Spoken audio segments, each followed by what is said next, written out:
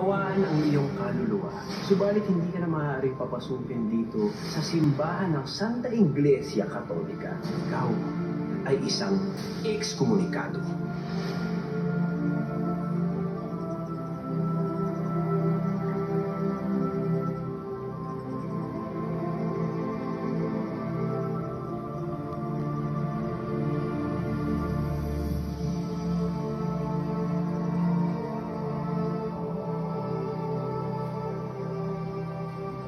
Batid man ng lahat na hindi pa ako imbitado sa iyong tahanan.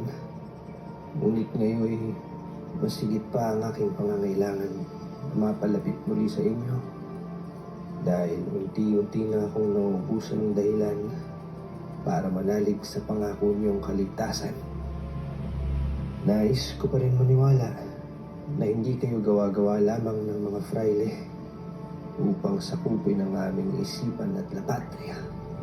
Na kayo'y totoo para hindi kami gawing sunod-sunuran, takot, at tanggapin na kami ay mababa at walang kwenta, na hindi ginagamit ng inyong mga sugo ang inyong pangalan para paglaruan ang aming kapalaran at buhay.